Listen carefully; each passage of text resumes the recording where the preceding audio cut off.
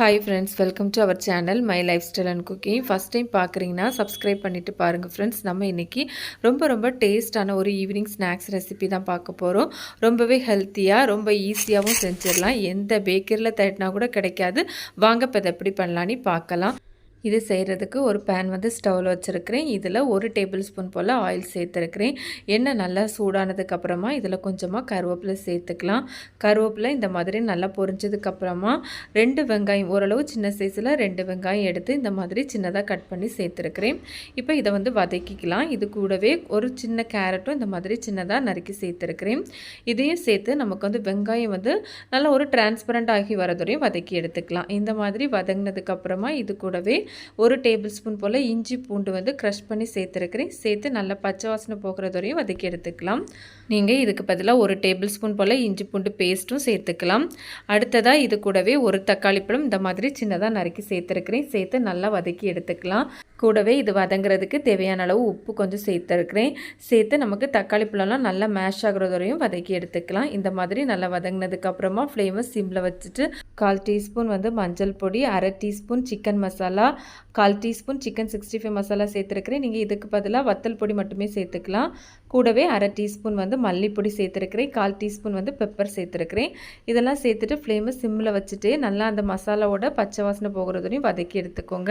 இந்த மாதிரி நல்லா வதங்கினதுக்கப்புறமா அதை ஒரு பக்கம் இந்த மாதிரி சைடில் ஒதுக்கி வச்சுக்கோங்க. வச்சுட்டு இதில் 2 முட்டை சேர்த்துருக்கிறேன். முட்டையை இந்த மாதிரி தனியாக நல்லா வரட்டி எடுத்ததுக்கப்புறமா நம்ம ஏற்கனவே வதக்கி வச்சுருக்கோம்ல அந்த மிக்ஸோடு சேர்த்து இந்த மாதிரி நல்லா மிக்ஸ் பண்ணி எடுத்துக்கோங்க. தேவையான அளவு சால்ட்டு பார்த்து சேர்த்துக்கோங்க. அவ்வளோதான், சூப்பராக நமக்கு வந்து ரெடி ஆகிடுச்சு. பார்த்தாலே தெரியும். இப்போ நம்ம இதை வந்து ஸ்டவ் ஆஃப் பண்ணி ஆற வச்சிடலாம். அடுத்ததாக ஒரு பேன் வந்து ஸ்டவ்வில் வச்சுருக்கிறேன். இதில் 2 கப் அளவு 250 ml கப்பில் 2 கப் அளவு தண்ணி சேர்த்துருக்கிறேன். கூடவே தேவையான அளவு உப்பு, 1 டீஸ்பூன் எண்ணெய் இதெல்லாம் சேர்த்ததுக்கப்புறமா நல்லா கலந்து விட்டுக்கோங்க. ஃப்ளேமை நீங்கள் வந்து ஹை ஃப்ளேம்லேயே வச்சுக்கலாம். வச்சு நல்லா வந்து தண்ணி இந்த மாதிரி கொதித்து வரட்டும்.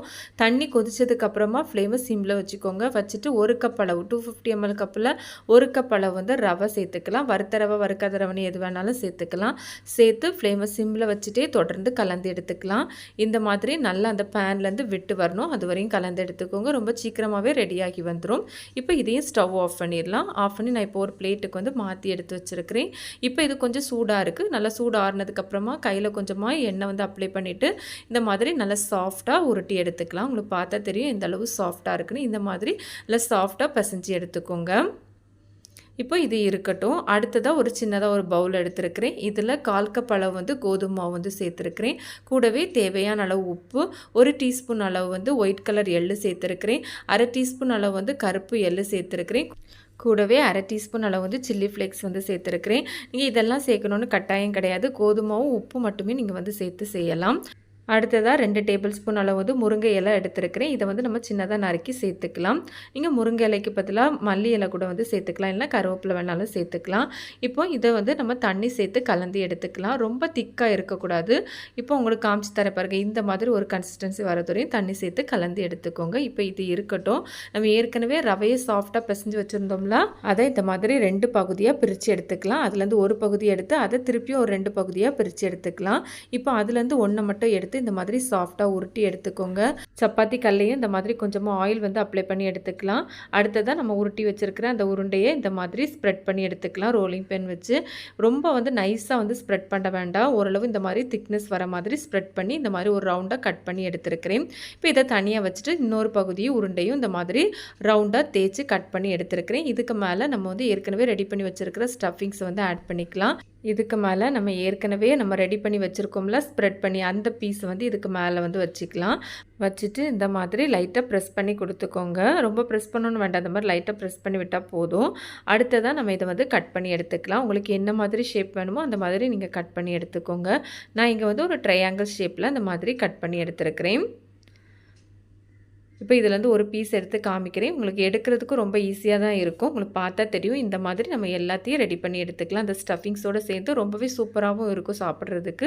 இது போலவே நம்ம மீதி இருக்க ஒரு பகுதியும் இந்த மாதிரி ரெடி பண்ணி எடுத்து கட் பண்ணி எடுத்துருக்கிறேன். இப்போ நம்ம இதை வந்து ஃப்ரை பண்ணி எடுத்துடலாம். ஃப்ரை பண்ணுறதுக்கு ஒரு பேனில் சூடு ஆயில் எடுத்துருக்கிறேன். ஆயில் நமக்கு ரொம்ப வேண்டாம். சாலோ ஃப்ரை பண்ணி எடுத்துக்கிட்டால் போதும். நம்ம ஏற்கனவே ரெடி பண்ணி வச்சுருக்கிற ஸ்நாக்ஸை இந்த மாதிரி நம்ம ஏற்கனவே கோதுமை வச்சு ஒரு கலவை வந்து ரெடி பண்ணி வச்சுருந்தோம்ல, அதில் டிப் பண்ணிவிட்டு இந்த எண்ணெயில் வந்து நம்ம வந்து சேர்த்துக்கலாம். பேனோட சைஸுக்கு தக்கன ஸ்நாக்ஸ் வந்து சேர்த்துக்கலாம். ஃப்ளேம் பார்த்தீங்கன்னா ஓரளவு ஹை ஃப்ளேம் மீடியம்னு சொல்லி நீங்கள் மாற்றி மாற்றி வச்சு ஃப்ரை பண்ணி எடுத்துக்கலாம். சிம்மில் வைக்கணும்னு வேண்டாம். இந்த மாதிரி நல்லா எல்லா பக்கமும் திருப்பி மாற்றி போட்டு நல்லா ஒரு கோல்டன் கலருக்கு நல்லா ஃப்ரை ஆனதுக்கப்புறமா நம்ம இதை எடுத்துடலாம். உங்களுக்கு பார்த்தா தெரியும் எந்தளவு கிறிஸ்பியாக எவ்வளோ சூப்பராக வந்து ரெடியாகி வந்திருக்குதுன்னு சொல்லிட்டு. இது மாதிரி ஸ்நாக்ஸ் கண்டிப்பாக நீங்கள் ரெடி பண்ணியிருக்கவே மாட்டீங்க. ரொம்ப ரொம்ப சூப்பரான டேஸ்ட்டாக இருக்கும். இது போலவே நம்ம எல்லாத்தையும் ஃப்ரை பண்ணி எடுத்துக்கலாம். நம்ம சேனலில் இது போல் நிறைய ஸ்நாக்ஸ் ரெசிபி, வெரைட்டியான snacks, less oil snacks, sweet ரெசிபிலாம் இருக்குது. லிங்க் எண்ட் ஸ்க்ரீனில் கொடுத்துருக்கிறேன். நம்ம சேனல்லையும் விசிட் பண்ணி பாருங்கள். கண்டிப்பாக உங்களுக்கு யூஸ்ஃபுல்லாக இருக்கும். அவ்வளோதான் ஃப்ரெண்ட்ஸ், நம்ம எல்லாத்தையுமே ஃப்ரை பண்ணி எடுத்தாச்சு. பார்க்கவே ரொம்ப சூப்பராக இருக்குது. அந்த ஸ்டஃபிங்ஸோடு சேர்த்து ரொம்ப நல்லாயிருக்கும் இது சாப்பிட்றதுக்கு. வெளிப்புறம் பார்த்தீங்கன்னா நல்லா கிறிஸ்பியாக இருக்கும், உள்ள நல்லா சாஃப்டாக ரொம்ப சூப்பராக இருக்கும். ரொம்ப ரொம்ப ஈஸி தான். நீங்கள் செஞ்சு பார்த்தா தான் தெரியும் இதோட டேஸ்ட்டு. கண்டிப்பாக ட்ரை பண்ணி பாருங்கள். சவுண்டு கேட்டாலே தெரியும் நல்லா கிறிஸ்பியாக இருக்கும். பிச்சு காமிச்சிருக்கேன் உங்களுக்கு. கண்டிப்பாக நீங்களும் இந்த ரெசிபியை ட்ரை பண்ணி பாருங்கள். ட்ரை பண்ணி பார்த்துட்டு உங்களுக்கு எப்படி வந்ததுன்னு மறக்காமல் கமெண்ட்ஸ் பண்ணுங்கள். ரெசிபி வீடியோ கண்டிப்பாக பிடிக்கும். பிடிச்சிருந்தால் லைக் பண்ணி ஷேர் பண்ணி சப்ஸ்கிரைப் பண்ணுங்கள் ஃப்ரெண்ட்ஸ். தேங்க்ஸ் ஃபார் வாட்சிங். பை.